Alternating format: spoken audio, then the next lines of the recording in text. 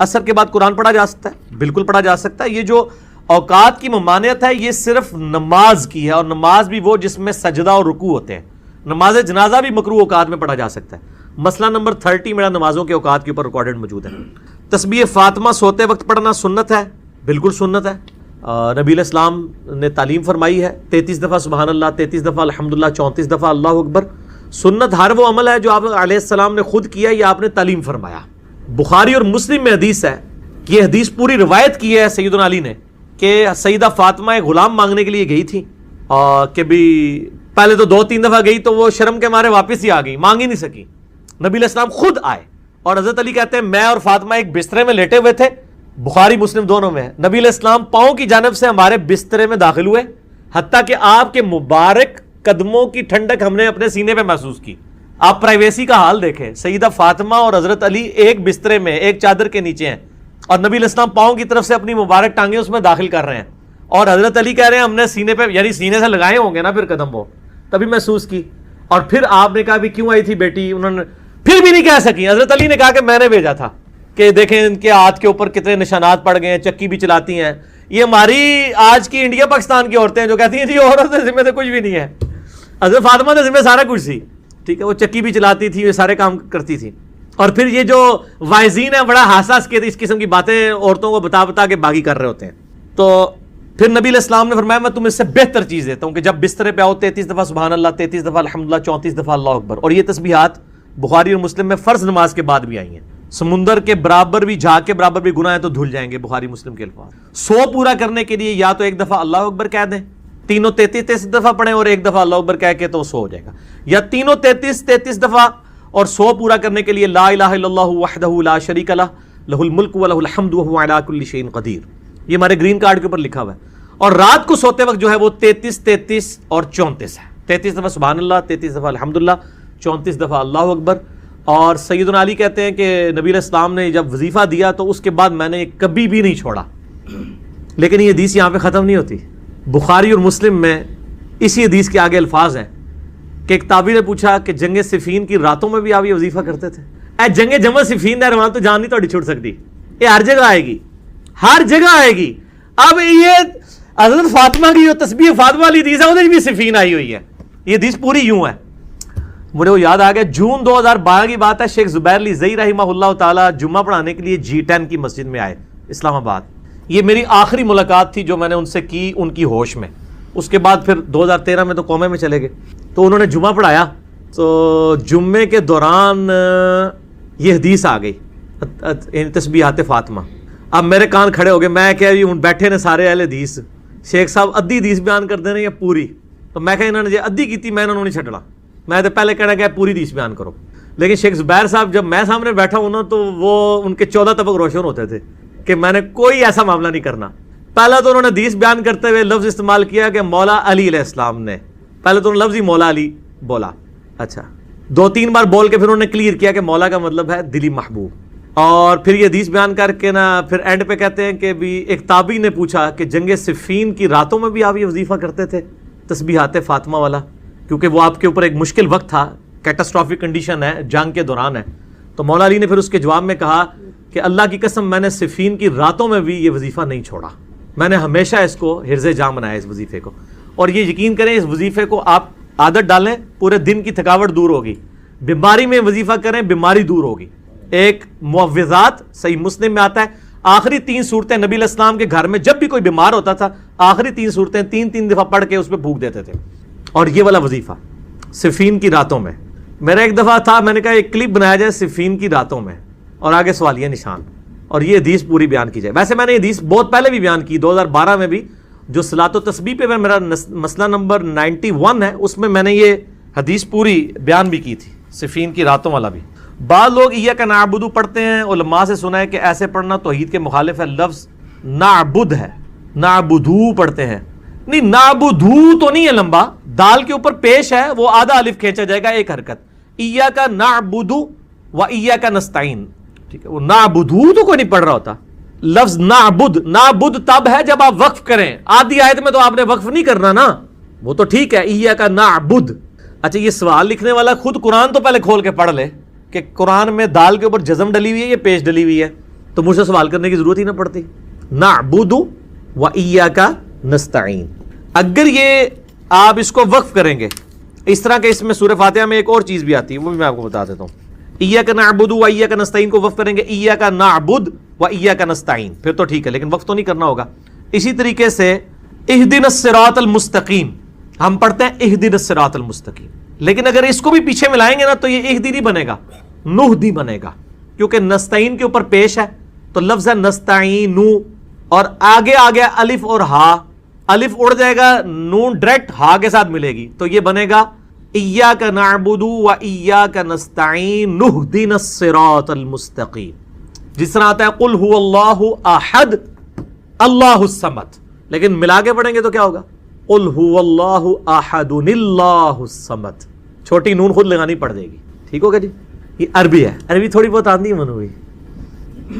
اچھا جی، کیا عدت میں عورت گھر سے باہر نکل سکتی ہے؟ کیا ضرورت ہے نکلنے کی؟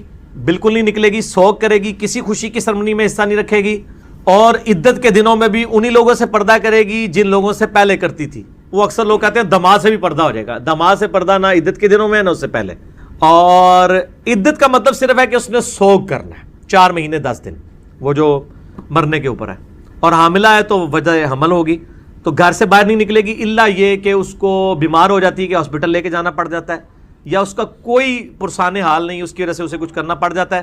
وہ معاملہ ایک الگ ہے، وہ ایک کیٹاسٹرافک کنڈیشن ہے، اس میں آپ مطلب کوئی چھوٹ والا معاملہ ہو سکتا ہے. باقی بعض لوگ یہ بھی کہتے ہیں جی وہ ساڈی اماں جی بڑی بڈھی ہو گئی ہے جی، ان تو پیریڈز بھی نہیں آتے، انہوں کیڑی عدت کی ضرورت ہے.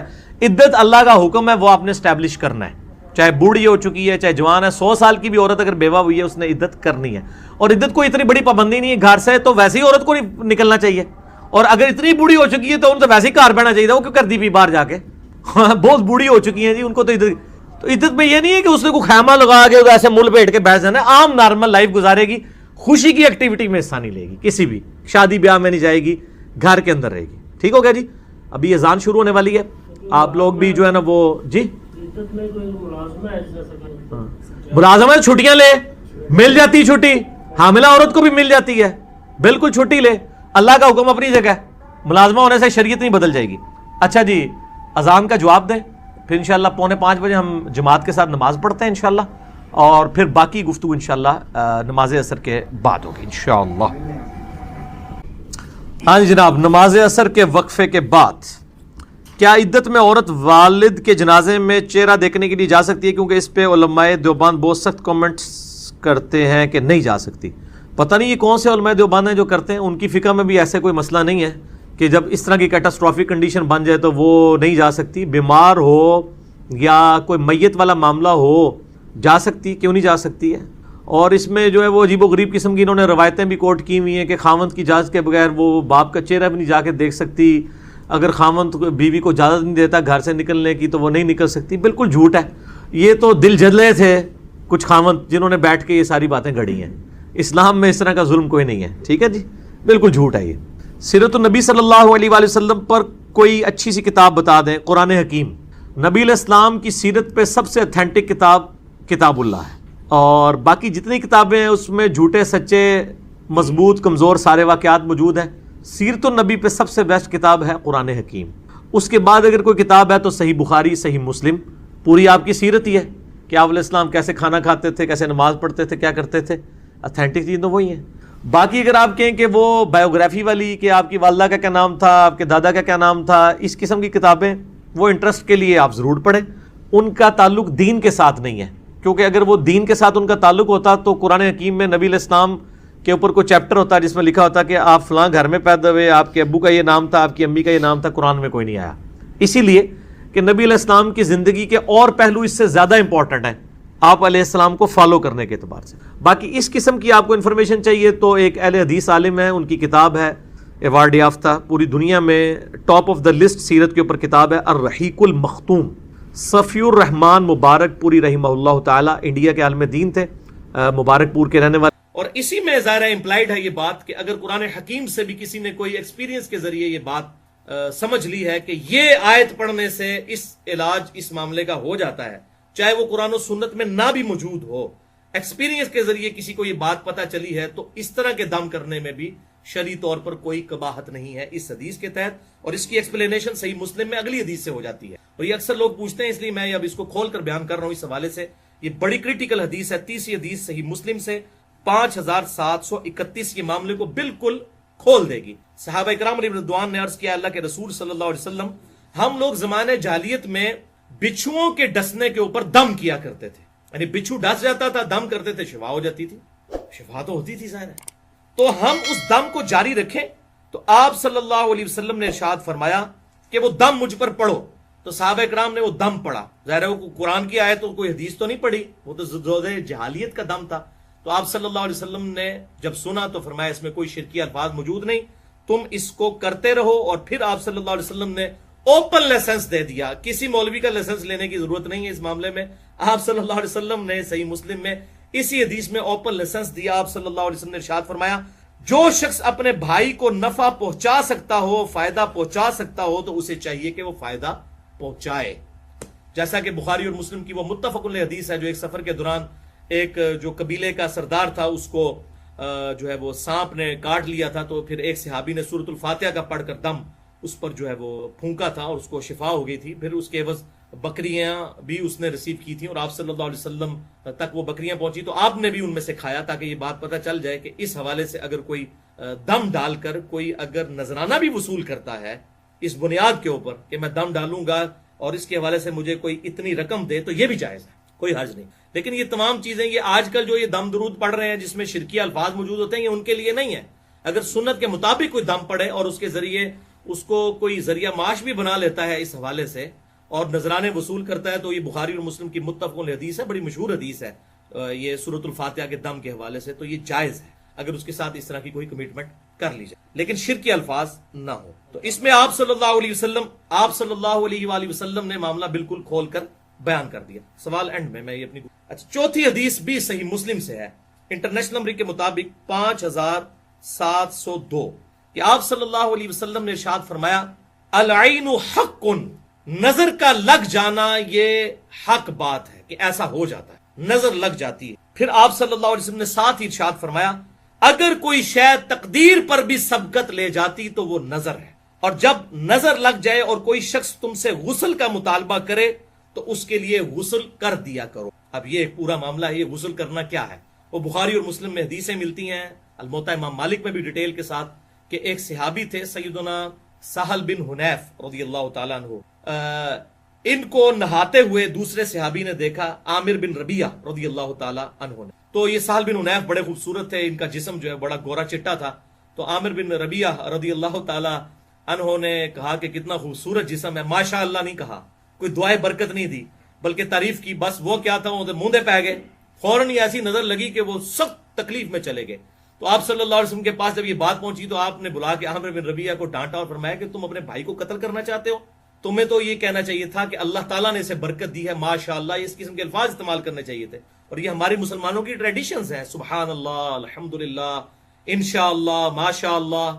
وہ سورۃ الکہف میں بھی آتا ہے، وہ جو باغ میں داخل ہوا تو اللہ تعالیٰ اس نے ماشاءاللہ نہیں کہا، تو پھر دیکھیں باغ کے ساتھ کیا اشر ہوا۔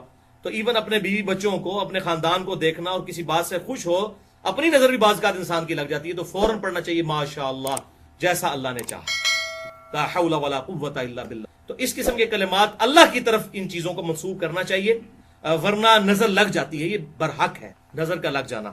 تو کتنے الفاظ زبردست ہیں، صحیح مسلم 5702، کہ اگر تقدیر پر بھی کوئی بات غلبہ پا لیتی، اگر یہ ہوگا تو نہیں لیکن اگر پا سکتی، تو یہ اتنی سٹرونگ چیز ہے نظر کا لگ جانا۔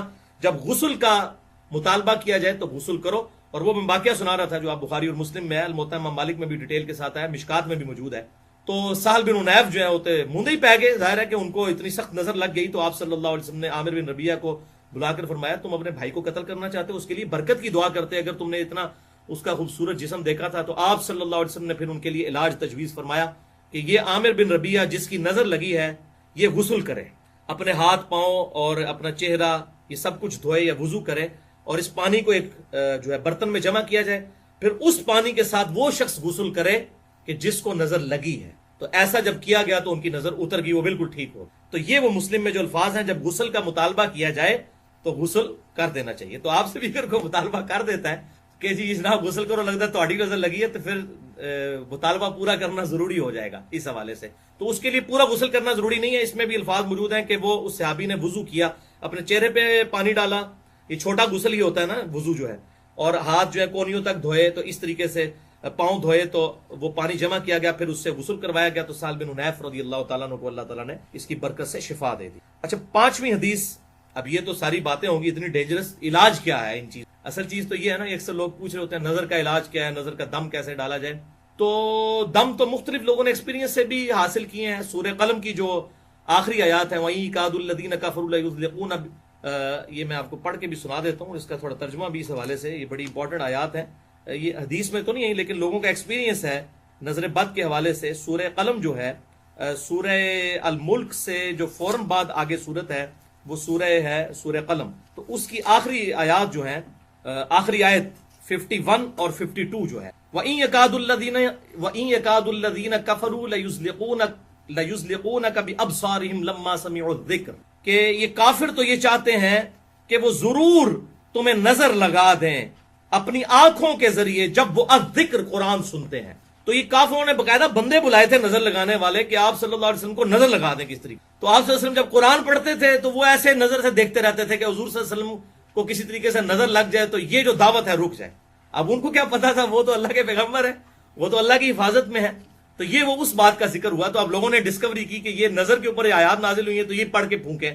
تو اگر اس طرح کسی کا ایکسپیرینس ہوتا ہے کسی حوالے سے، تو آپ صحیح مسلم کی حدیث سن چکے ہیں 5732 کہ اگر اپنے بھائی کو، اور 5731 کوئی نفع پہنچا سکتا ہے اپنے ایکسپیرینس کے ذریعے کسی حوالے سے، تو ایون قرآن و سنت سے ہٹ کر بھی کوئی دم ہو، شرکیہ نہ ہو، تو وہ دم کر سکتے ہیں آپ، اس میں کوئی مسئلہ نہیں ہے. لیکن اگر اس دم کے اندر یا علی مدد، یا شیخ عبد القادر جیلانی مدد، اس قسم کے کوئی شرکیہ الفاظ ہے تو وہ دم نہیں ہے بھی، وہ شیطنت ہے. یا کوئی دیوی کو پکارتا ہے اس کے اندر، یا کسی بت سے مدد مانگتا ہے، تو اس معاملے میں اگر کوئی شفا ہو بھی جاتی ہے وقتی طور کے اوپر، تو وہ دم کرنا جو ہے وہ حرام ہے. بعض اوقات انہی شیاطین کی طرف سے غلبہ ہو جاتا ہے، اور یہ اکثر اوقات شیاطین جب غلبہ کرتے ہیں تو کہتے ہیں نہیں فلاں جو ہے وہ جو ہے، خصوصاً انڈیا کے اندر ایسا ہوتا ہے، فلاں جو ہے وہ بت کے اس دربار پر لے جاؤ جہاں پر ان کا وہ سارا میلہ ٹھیلا لگا ہوتا ہے، تو لوگوں کو وہ جنات اتر جاتے ہیں. وہ بیسیکلی وہ شیاطین ہوتے ہیں جو لوگوں کا عقیدہ خراب کرنا چاہتے ہیں. ادھر بھی ہوتا ہے بعض کا، تو کہتے ہیں فلاں دربار پہ لے گئے کہ ٹھیک ہو گئے،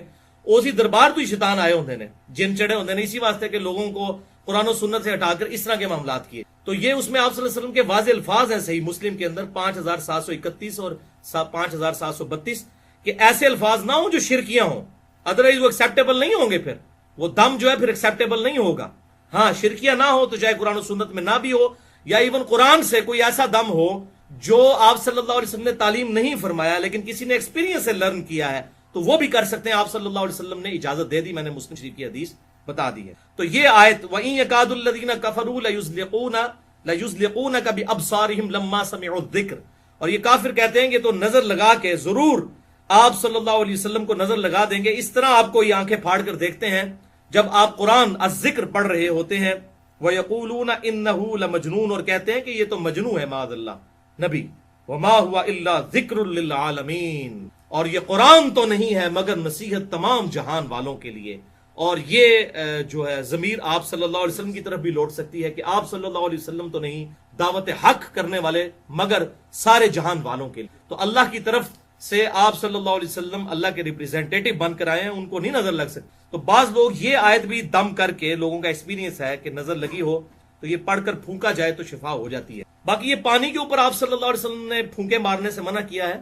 ڈائریکٹ پھونک ماری جا سکتی ہے کسی بھی معاملے کے اندر، اور اگر کوئی پانی پہ بھی دم کرتا ہے تو اس کے لیے پھونک مارنا ضروری نہیں ہے. آپ سامنے پانی رکھ کے اگر کوئی دم پڑھ کر اور وہ پانی کسی کو دیتا ہے پینے کے لیے، تو اس طرح کے معاملات کے اندر بھی کوئی حرج نہیں ہے، لیکن الفاظ شرکیہ نہیں ہونے چاہیے، یہ اس کے لیے شرط ہے. تو یہ 5ویں حدیث بخاری اور مسلم کی متفق علیہ حدیث ہے، جس میں دم جو بتایا گیا ہے آپ صلی اللہ علیہ وسلم کی طرف سے جو سنت دم ہے نظر بد سے بچنے کا. صحیح بخاری میں حدیث ہے اور سنن نبی داؤد میں ہے. بخاری میں 3371 انٹرنیشنل نمبر کے مطابق، اور سنن نبی داؤد میں 4737 کہ آپ صلی اللہ علیہ وسلم نے ارشاد فرمایا کہ تمہارے باپ ابراہیم علیہ السلام اپنے 2 بیٹوں کو یعنی حضرت اسماعیل اور اسحاق کو ان کلمات کے ساتھ دم ڈالا کرتے تھے نظر بد سے بچنے کے لیے، اور ابو داؤد میں آگے الفاظ ہیں کہ میں بھی اپنے دو بیٹوں کو حسن اور حسین کو انہی الفاظ کے ساتھ دم ڈالتا ہوں جن الفاظ کے ساتھ ابراہیم علیہ السلام اپنے دو بیٹوں کو اسماعیل اور اسحاق کو دم ڈالتے. اب نسبت دیکھیں کہاں ملائی ہے آپ صلی اللہ علیہ وسلم. حسن و حسین کے مقابلے کرتے ہیں لوگ, یزید کو لے کے آتے ہیں. یزید کو کیا, ساروں کو اکٹھا کر لیں آپ جتنے آپ کے چاہنے والے ہیں, حسن و حسین کا مقابلہ نہیں ہو سکتا. تو آپ صلی اللہ علیہ وسلم نسبت کیا ملا رہے ہیں کہ اسماعیل اور اسحاق کو ابراہیم علیہ السلام اپنے دو بیٹوں کو دم کرتے تھے, اور میں اپنے دو بیٹے حسن و حسین کو انہی الفاظ کے ساتھ وہ نظر بد سے بچنے کے لیے دم ڈالتا. اعوذ بکلمات اللہ التامہ من کل شیطان وہامہ ومن کل عین لامہ. میں اللہ کی پناہ مانگتا ہوں, اللہ کے کلمات تامہ کی پناہ مانگتا ہوں تمام شیاطین سے اور وہامہ اور تمام زہریلے جانوروں سے, ومن کل عین لامہ اور ہر اس آنکھ سے جو نظر لگا دیتی ہے, تکلیف پہنچانے والی آنکھ سے, نظر بد سے میں اللہ تبارک و تعالی کی پناہ مانگتا. یہ آپ خود پڑھیں اور اس کے بعد آپ پھونک دیں بچوں کے اوپر. اور اس طرح بھی ہوگا کہ آپ اس کو عربی لنگوسٹک کے اعتبار سے جو سنن نبی داؤد میں آتا ہے, اعیذکما, میں تم دونوں کو پناہ میں دیتا ہوں اے حسن و حسین. اعیذکما, اعیذکم ہوگا میں تم سب کو پناہ دیتا ہوں, یہ عربی لنگوسٹک کے اعتبار سے. تو اگر سارے بیوی بچوں ماں باپ سب پہ دم ڈالنا ہے تو آپ کہیں گے اعیذکم بکلمات اللہ التامہ من کل شیطان وہامہ ومن کل عین لامہ.